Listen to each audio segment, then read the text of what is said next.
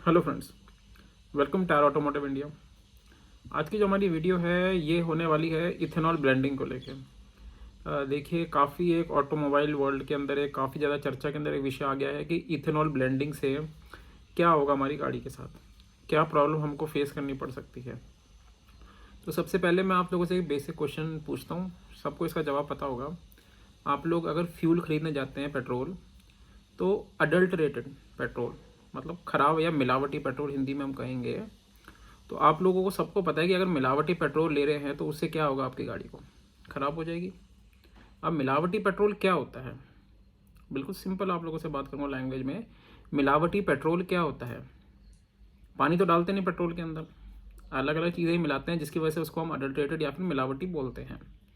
तो वही काम अब आपकी गवर्नमेंट करेगी। इथेनॉल ब्लेंडिंग का जो टारगेट था डैट वाज फॉर 2025 टू 26 तक कि हम 20% ब्लेंडिंग करेंगे।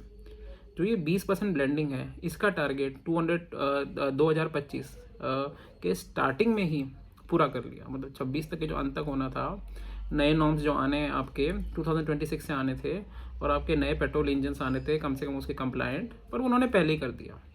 देखिए, करने को तो जो 2030 का टारगेट है about 30% blending of ethanol in petrol, वो आप अगले महीने पूरा कर सकते हैं।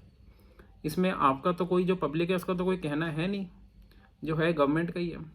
अब बात आती है इससे प्रॉब्लम क्या आता है। वही मैंने आपसे कहा, अगर आप मिलावटी पेट्रोल यूज़ करेंगे तो क्या दिक्कत आएगी। वही दिक्कत आएगी आपके एथेनॉल से आ रही है।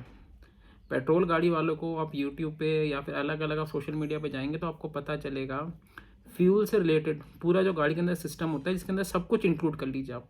मैं सिंगल सिंगल पार्ट इसको नाम नहीं लूँगा, सबको इंक्लूड कर लीजिए। आपकी ओवरऑल गाड़ी की परफॉर्मेंस से लेके आपके मैकेनिकल पार्ट्स हैं, बहुत जल्दी उनमें वेयर एंड टेयर हो रहा है। क्यों? क्योंकि वो गाड़ियों के इंजन उसके लिए कंप्लाइंट या बने हुए हैं ही नहीं। आगे जाके जो आपका होगा ब्लेंडिंग, उससे आपसे 30% कोई छोटा मोटा नहीं होता, 1/3 ऑफ फ्यूल होता है। जबकि आपकी गाड़ी 100% पेट्रोल, उस हिसाब से आपकी गाड़ियाँ बनी हुई हैं। तो फिर इसके अंदर आप क्या कर सकते हैं? आप कुछ भी नहीं कर सकते हैं। आपकी गाड़ियाँ ख़राब होंगी होंगी और पेट्रोल गाड़ी चलाना ये टू व्हीलर्स वालों के लिए भी है, ये सिर्फ फोर व्हीलर वालों के लिए नहीं, ये टू व्हीलर वाले हैं, इससे समस्या उनको भी आने वाली है। और जिन इंडस्ट्री के अंदर पेट्रोल यूज़ होता है, जैसे कि आपका नॉर्मल, मैं आपको बताता हूँ, आप घरों में जनरेटर, क्लॉस्कर का काफ़ी अच्छा जनरेटर आता है, एक करीब लाख रुपए का आता है। मेरे पास भी अपने गांव में एक लगा पड़ा है, और क्या नाम है, खेत में भी लगा पड़ा है जहाँ पे पंपिंग सिस्टम है वहाँ पर भी। ये सब तो आपके सामने नॉर्मल चीज़ें हैं। इन सब में पेट्रोल यूज़ होता है, कोई डीजल तो यूज़ होता नहीं इनके अंदर। और जो डीजल पावर्ड है उसके अंदर भी आपके सामने ब्लेंडिंग का चल रहा है। तो मतलब कि जो आपकी मशीन्स हैं नॉर्मल, वो भी आपकी चल नहीं सकती हैं।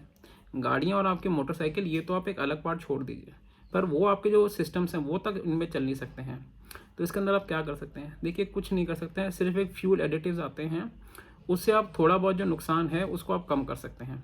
इसके अलावा आपके पास कोई चॉइसेस नहीं है। और नेक्स्ट ईयर से जब एक बार 30% पे आ जाएगी तो आपकी गाड़ियों के इंजन जो भी करीबन 2 लाख 3 लाख आराम से आपके निकल जाते हैं, अगर आप मेंटेन करते हैं, वो करीबन करीबन 50,000 से 70,000 के बीच में बोल जाएंगे।